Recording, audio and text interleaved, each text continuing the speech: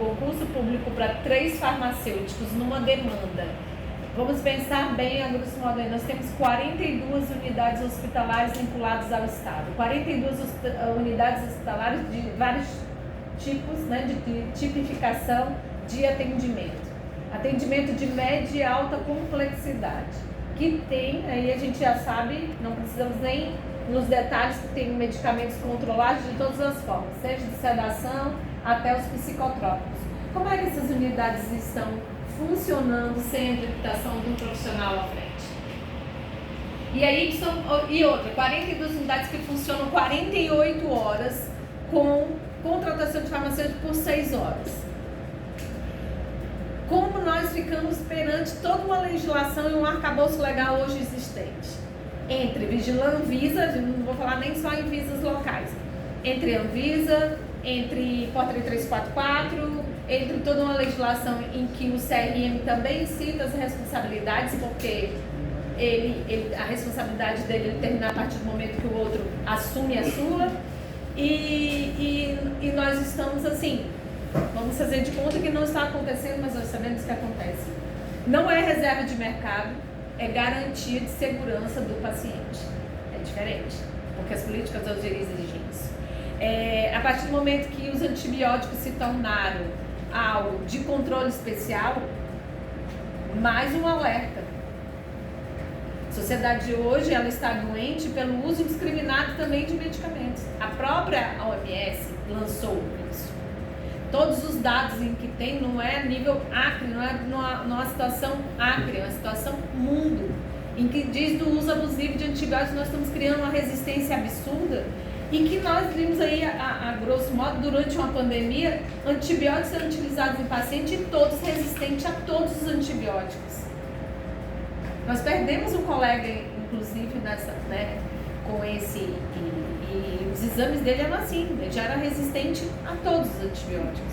E aí você vê assim, esse uso indiscriminado, essa forma indiscriminada de se, que estão se colocando, a falta da função da CCIH nas nossas unidades hospitalares, as de grande porte, os exames, a questão de fazer os antibiogramas, como nós estamos, olha o leque de locais que nós vamos desde os exames até a dispensação, que estão precisando de profissionais, e nós estamos aí atendendo assim, apenas as necessidades internas. Além de colocar essa questão dos antibióticos, da dificuldade, nós sabemos que o profissional farmacêutico, quando ele está presente nessas unidades, a economia que a unidade faz, que a gestão faz com o desperdício do medicamento é muito grande. Ou seja, não é um profissional que vai gerar despesa para a administração e contratar um profissional. Pelo contrário, vai gerar economicidade para a gestão, porque vai deixar de perder medicamento, vai ter um planejamento. Se a gente for em muitas unidades, a gente vê muitos medicamentos vencidos, muitos medicamentos que às vezes não usam determinada unidade, tem lá em estoque em excesso, né? E assim, com a presença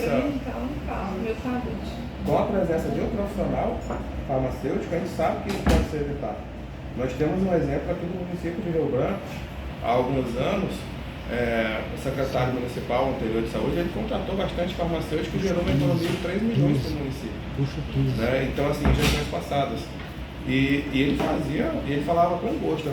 Ele falava, eu contratei farmacêutico, eu deixei de ter um problema com medicamento vencido, logística de medicamento, falta de medicamento. Né? Então, assim, é um profissional que vai agregar para a saúde. Como todos os outros profissionais, cada um naquela música, cada um no seu quadrado, mas todo mundo junto faz o piso, faz uma estrutura. Né, as interfaces de responsabilidade. E aí, assim, a gente sabe de toda essa responsabilidade de cada um está, e é por isso que acabamos defendendo a questão de piso. Né? A gente sempre sabe que falar em piso é sempre uma situação assim, é tão complicado você dar valor, agregar valor a tantos serviços, né, que se é realizado. Mas o que nós hoje identificamos, o pouco nós identificamos, secretário, tanto a questão do público-privado, é um descompasso no que é realizado, naquilo que é realmente valorizado. Hoje vocês têm regulamentado algum valor para farmácia, sim? Não, nós temos aquele valor que está dentro do nosso PCCR, do valor que já está está incorporado, é um valor igual a outros profissionais de saúde, mas que nós percebemos assim, o quanto nós perdemos, vou falar da minha experiência dos anos, né? Vou falar quantos anos para a gente entregar. Mas, antigamente, quando nós chegamos, nós ganhávamos muito bem, porque tinha agregado aí vários adicionais. Com o tempo, esses adicionais parece que ficaram vinculados apenas àqueles que estavam em leitos, somente aqueles que estavam em unidades de maior periculosidade, e aí o farmacêutico se resumiu, e aí dentro de todo a insalubridade nossa ficou abaixo e fomos perdendo. Eu acho que aí tem vários fatores no meio, né, para falar por que perdemos, mas ao longo hoje nós somos um dos profissionais de saúde que ganhamos pior dentro do Estado. Assim, pior que eu falo frente às outras demandas. Porque os outros conseguiram agregar. E esse profissional não. Assim, a gente vê, assim, eu tenho uma experiência no público, quando eu saí da vigilância, eu fui trabalhar em UPA, trabalhei em várias UPAs aqui do Estado. Eu vi assim que a gente não tem uma estrutura organizacional das farmácias. Ou seja, quem tira plantão nas farmácias é o técnico do laboratório que está tirando o extra, ou às vezes a pessoa nem tem experiência na área da farmácia, está sem lotação, é lotado na farmácia. A gente não vê uma estrutura organizacional, né, uma capacitação desses profissionais que possa dar assim uma... Então tem muito desvio de função. Tem muito desvio da função, porque assim, hoje a farmácia virou um puxadinho das unidades. Quer tirar um extra, está faltando alguém, bota na farmácia. Tem sala, está sem lotação, está precisando de alguém na farmácia em tal lugar. E botam na farmácia. Igual as ACS. Né? E assim, a gente fica... Exatamente. Os ACS são agentes comunitários de saúde, que eles são puxados para o administrativo. Pois é, assim... Aí tem um monte de gente, um monte de administrador sem trabalho. É um negócio que não dá para entender. Essas pessoas não são capacitadas, falta o Estado capacitar, porque dispensar medicamento parece ser uma coisa simples, né? Mas nós sabemos que pode ocasionar um perigo muito grande para a saúde. Recentemente nós tivemos um caso aqui no Brasil, de uma criança de 2 meses, né, que veio a óbito pela uma dispensação errada do medicamento. Né? E em toda essa causa, quem vai sofrer as consequências vai ser o farmacêutico. Porque o Conselho do Estado já está querendo suspender o farmacêutico, a Justiça já está querendo saber se o farmacêutico é responsável, porque a responsabilidade daquela dispensação cai sobre o farmacêutico. Porém, o farmacêutico não tem o controle sobre aqueles funcionários que estão trabalhando para ele. Né? Então, assim, fica uma coisa muito difícil. É um profissional que é muito cobrado, é um profissional que é exigido ao extremo, né? Que tem uma responsabilidade muito grande, mas é um profissional que não é visto nem pela gestão pública, nem pela gestão privada, e fica nesse bolo, né? Vai empurrando, alguma coisinha briga, consegue alguma coisinha ali, calma um pouco, mas o problema no todo nunca é resolvido. É porque nossa profissão é extremamente regulada, regulamentada e que todos metem a mão.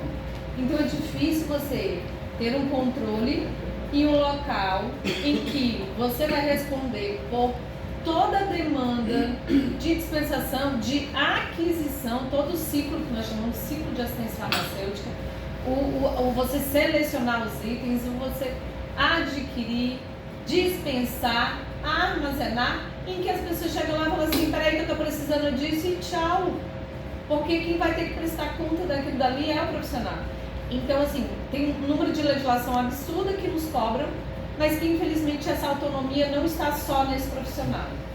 E aí a falta de autonomia é isso mesmo, é aquela situação assim, se não liberar, sobra para você, se sobrar para você, sobra. Então, é isso que precisamos pensar de uma maneira, por isso que vem a nossa questão de ofertar a política estadual de assistência farmacêutica, para que entre uma gestão e outra, o entendimento de um gestor e outro, essa política não se torne uma política só de comprei e entreguei. Existe uma responsabilidade social aí do profissional farmacêutico em dizer, você comprou, você adquiriu, mas na hora que eu quero entregar com orientação, que é o uso racional, que é o nosso objetivo maior do uso racional de medicamentos, é tudo aquilo que a gente faz entrega. Se você for fazer uma breve pesquisa aí na rua, fazendo entrevistas breves, que nós fizemos no passado, de perguntar assim para os profissionais na rua, dizer assim, você conhece o farmacêutico da farmácia em que você compra o seu medicamento? Não. Então nós, o grupo, até nós estávamos tentando fazer uma proposta que é conheça o seu farmacêutico. Procure esse profissional, para ver se que a sociedade possa ali chamar e dizer assim, eu tenho um profissional aqui e que pode me atender e que pode tirar todas as minhas dúvidas, porque para ele tirar uma dúvida, para ele voltar lá no médico, ele vai demorar 2, 3 meses. Para saber se as minhas gotas otológicas lá, eu preciso utilizar no ouvido, ele está marcando a nova consulta. Para ele saber quantas gotas que o meu filho ele passou mal, nos primeiros meses que utilizou o medicamento, ele passou mal, ele para de tomar o medicamento. E espera a nova consulta. Ele não procura um profissional ali que possa dizer para ele não. Dentro de tanto tempo existe a janela de uso, que você pode sentir tanto e que isso vai poder... Então, são orientações que nós, profissionais, fomos habilitados a isso e estudamos muito para isso. Né? A maioria aí é 5 anos. Assim, ainda bem nós temos 2 faculdades imensas que estão soltando agora, só está mais de 100 profissionais que estão saindo esse ano, com uma grande responsabilidade e um anseio, com tudo na ponta da língua, de dizer assim, e aí, quais são os aminoglicosídeos? E eles estão no crack, e que depois eles, quando chegam no balcão, e eles verificam que eles só estão cumprindo meta, e que eles não precisam saber como é que é o mecanismo de ação de aminoglicosídeo, isso deixa eles extremamente frustrados naquilo. E que eles poderiam estar colocando em prática saber o aminoglicosídeo se ele fizesse a farmácia clínica na hora. Você não pode misturar o seu aminoglicosídeo com uma outra cefalosporina. Ele entender isso. Então, falta esse entendimento do colega também na ponta, que ele vai estar ali no balcão dando essa orientação. E não é o bater meta apenas. Bater meta é importante para a empresa, para garantir salário, é excelente, mas não há bem orientado, melhor ainda. Quando eu estive à frente do conselho de farmácia, nós tínhamos farmacêuticos por 8 horas apenas aqui na capital e nos municípios para 2 horas de assistência farmacêutica. A gente intensificou a fiscalização, contratamos mais fiscais e hoje a assistência é plena quase em todo o estado. Hoje a assistência mínima no estado são 8 horas de assistência farmacêutica. E o que ocorreu? A gente tinha a intenção de ter o farmacêutico lá justamente para estar fazendo assistência de saúde da população local, onde fica a sua farmácia, daquela comunidade específica.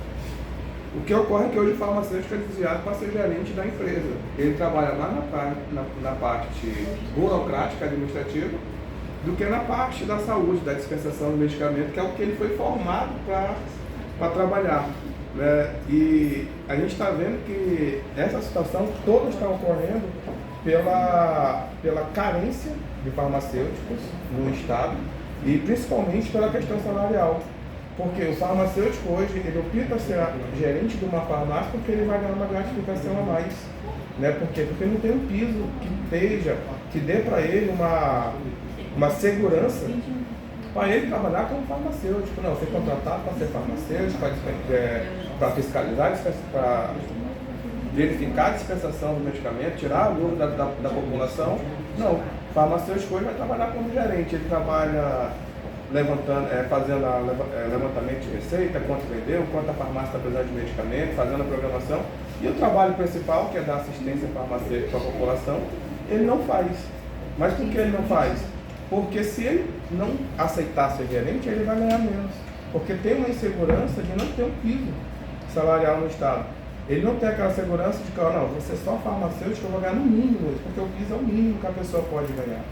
Não é uma coisa que a pessoa vai ganhar para ser rico, para ganhar muito dinheiro. Não, olha, esse é o mínimo que eu preciso para me sobreviver, para me ficar com a minha família, para ir exercer a profissão a qual me formei, a qual eu amo fazer. Não, ele trabalha hoje, ele desvia a sua função, porque ele quer ganhar um pouquinho a mais, porque só o salário como farmacêutico não é suficiente.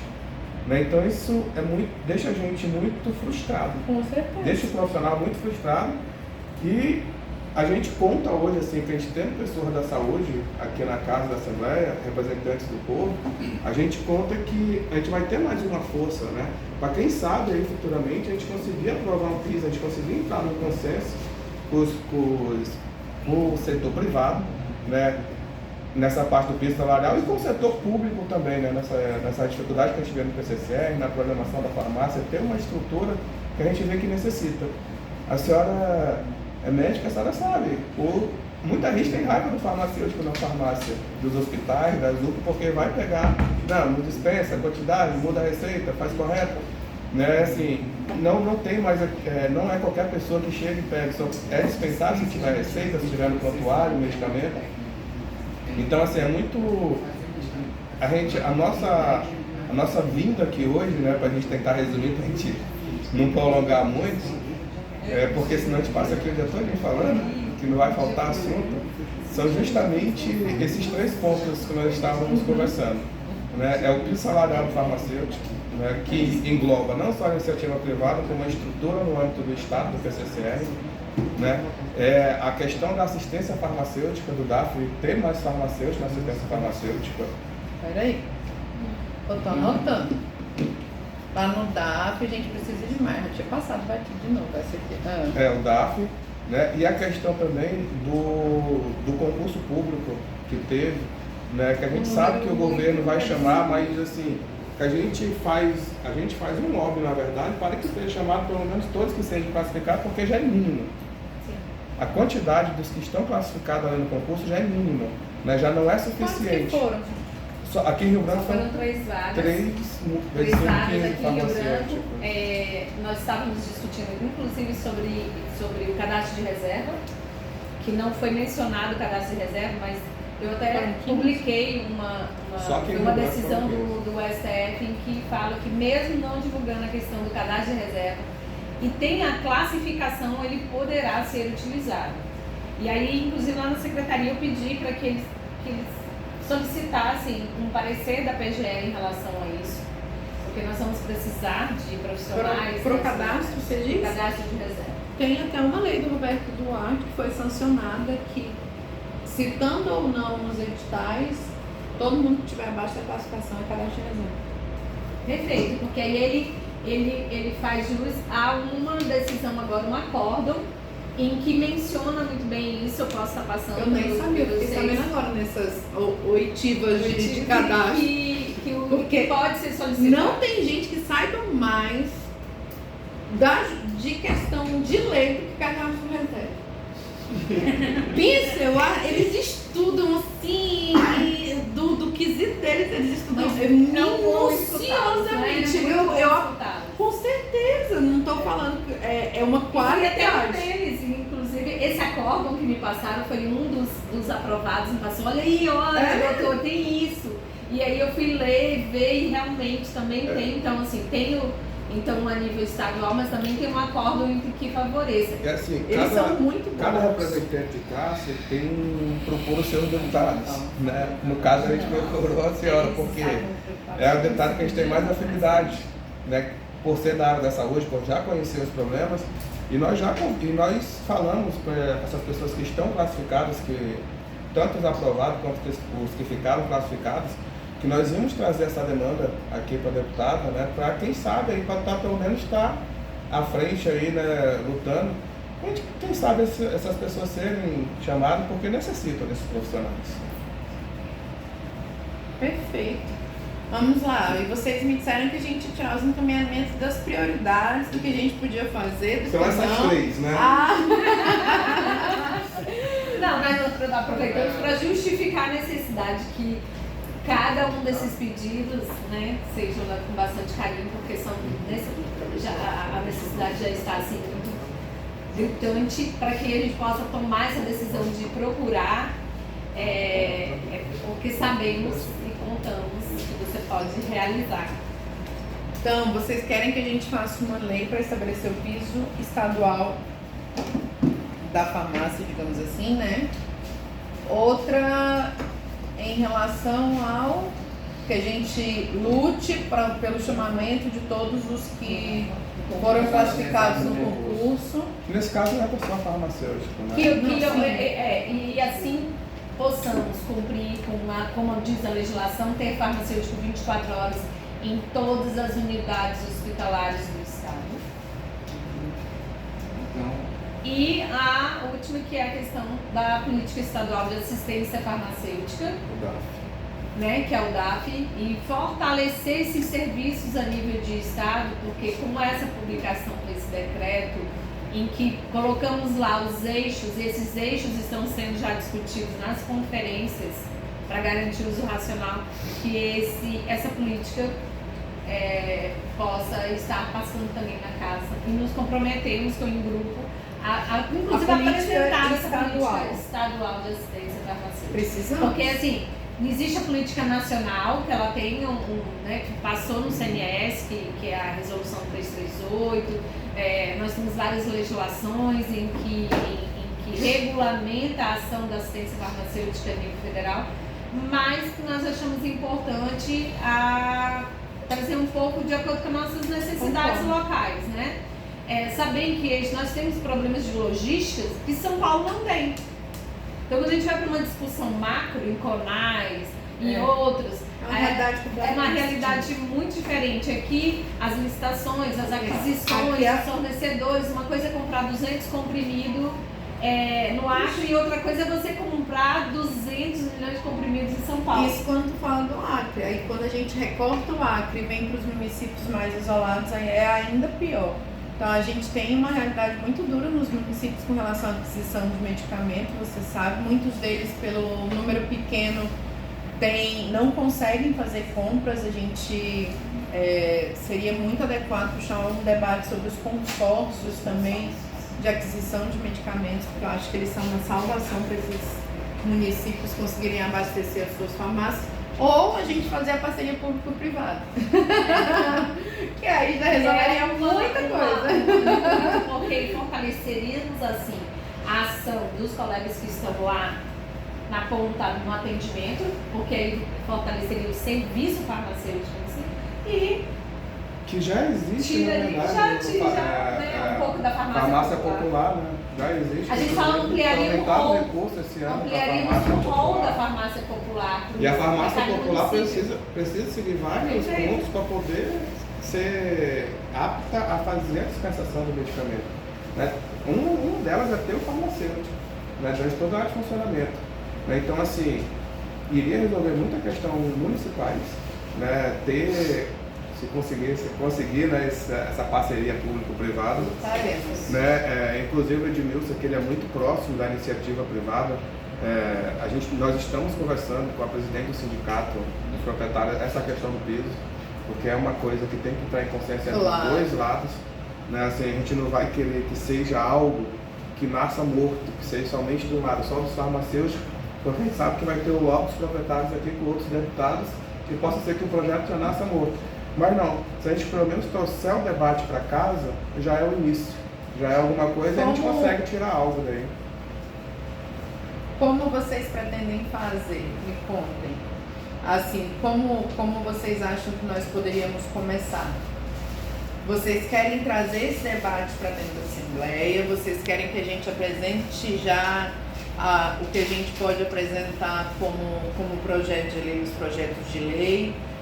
Como vocês querem que o nosso mandato ajude nesse quesito de trazer o debate sobre o serviço farmacêutico? Nós já temos, serviço ou piso no caso? Não, porque eu digo serviço de forma geral, porque assim, aqui a gente falou desde o piso até a política estadual de assistência farmacêutica. Então a gente falou de serviço como um todo. No caso, essa é a minha pergunta. A gente tem condições de, por exemplo, trazer o debate para dentro da casa, pedindo uma audiência pública onde será debatido os temas.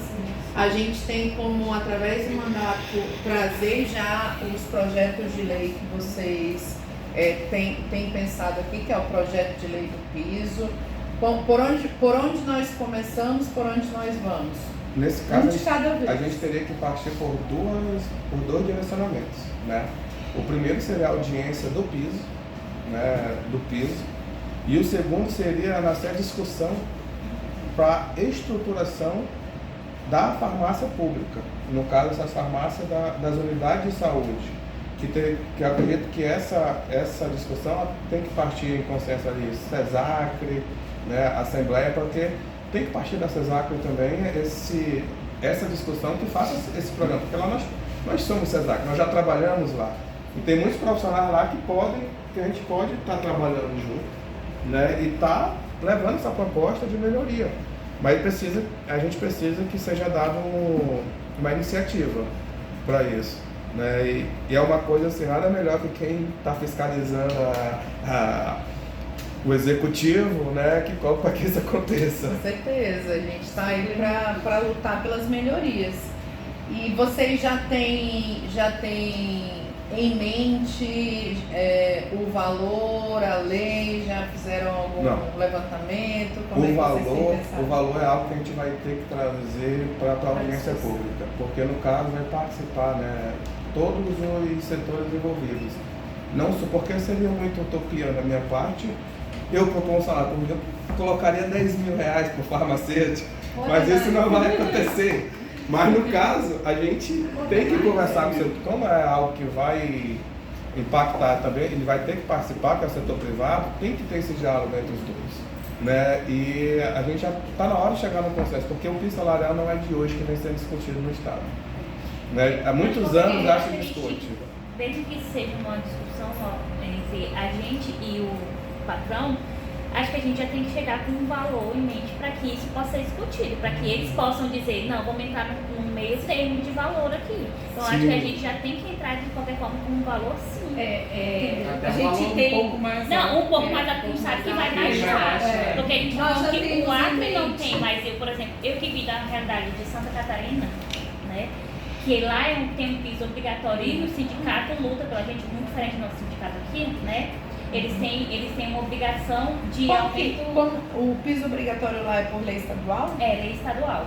Lá o piso salarial, quando eu vi, estava em 4.700. E eles têm uma obrigação de aumento pelo sindicato, né? Mas a gente está falando de uma realidade bem diferente, né? Nós estamos falando do sul. Lá já tem a lei. Lá tem uma lei, né? Então, assim, que é uma coisa que é possível, mas eu acho que a gente já tem que entrar com um valor. Não tem como deixar, porque se for assim, tem lei lá em Santa Catarina, tem lei no Piauí, tem lei no gente, até aqui em Porto Velho, Bahia. já tem piso, tá? E doutora, que não tem. Hoje eu conversei com a doutora Leda, inclusive em Rondônia, e eles estavam falando que lá, até no governo, o salário base inicial já está em 8 mil. Já tem um valor, só que nós estamos falando, agora, eu sou a favor de ser bem democrático. Super concordo, eu acho que a gente tem que abrir para as discussões, sim. O sindicato do comércio varejista, ele tem uma tabela de proposta. E eu acredito mesmo que o nosso sindicato das farmacêuticos também tem uma tabela. Até porque a época que eles estavam no conselho, essa tabela a gente discutia muito. Eu acho temeroso quando a gente fala assim, já vamos colocar um valor agora, assim, tá? Por quê? Nós temos colegas que estão ganhando bem acima desse valor proposto.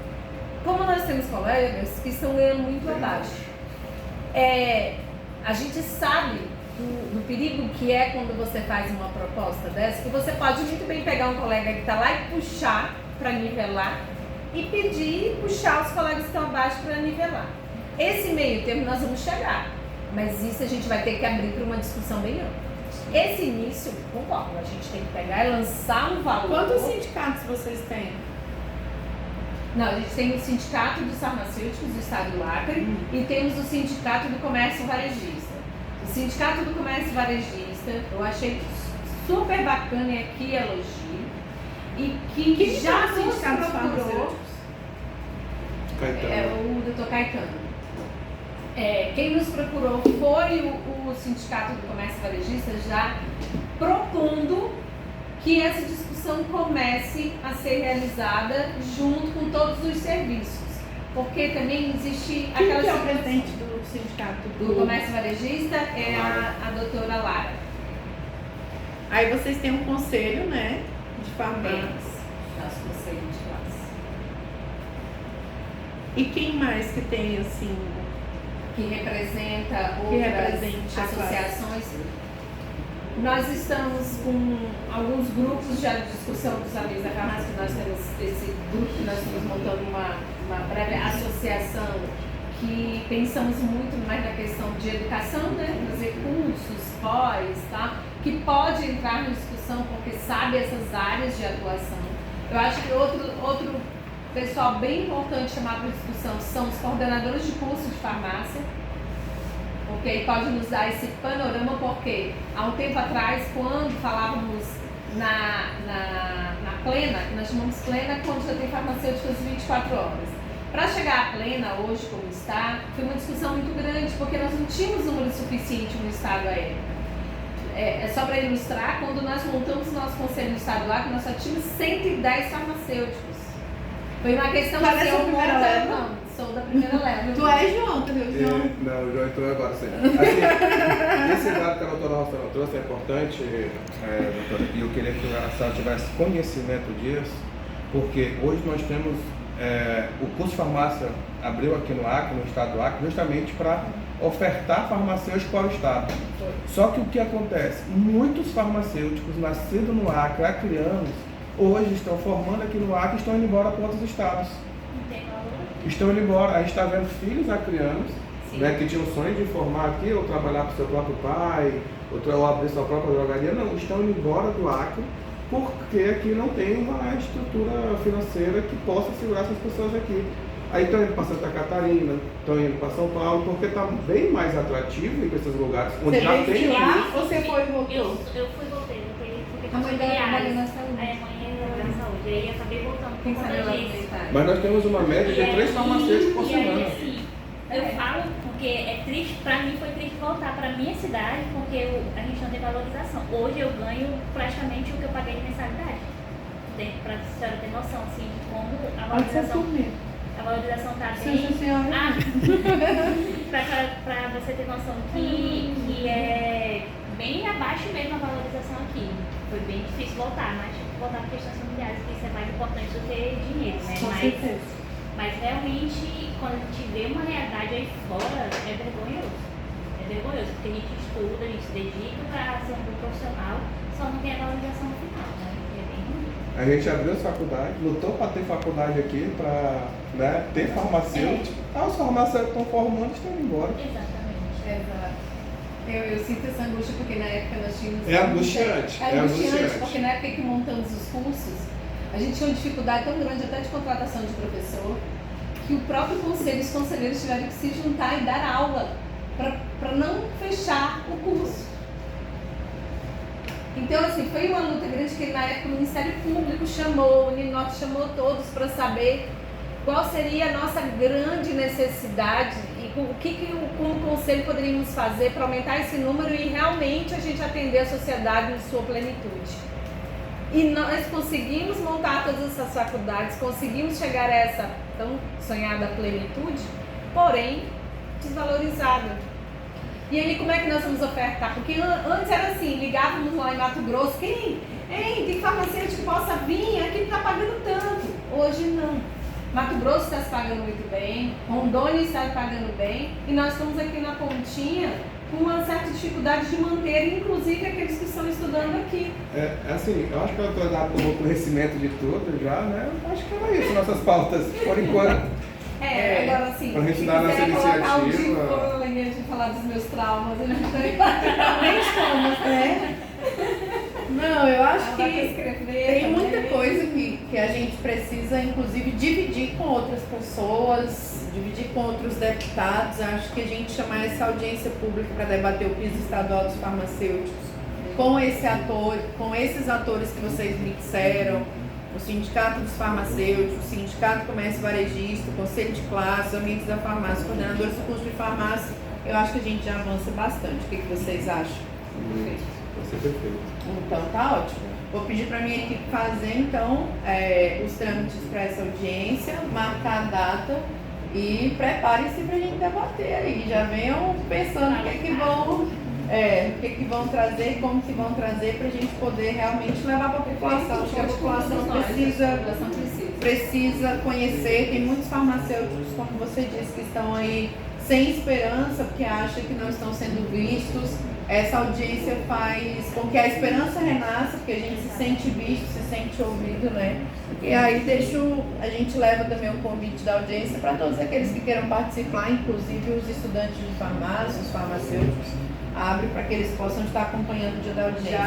Já coloco uma observação que em maio e junho tem maio se comemora a questão do combate ao uso racional de medicamentos, e em junho tem o decreto do Weber Machado, em que ele institui o dia, né, do combate ao uso racional de medicamentos. A gente pode aproveitar, acredito que será antes, mas uma bela em maio, né? Maio, combate ao uso irracional de medicamentos. O combate do uso irracional de medicamentos. Eu acho que é o do Weber aqui. O Weber Machado fez um decreto na época. E eu acho que é um momento importante para a gente poder ali, né, falar bem da necessidade do profissional à frente desses serviços, né? E os dados de intoxicação, e os dados de outra coisa. É um mundo que a gente é apaixonado e aí a gente quer falar mais, né? Se mergulhar, ninguém para. Eu sou uma apaixonada do assunto também. Vou ficar falando. Aí a gente resolve o problema do Acre só nessa tarde. É isso, gente. Mais alguma coisa?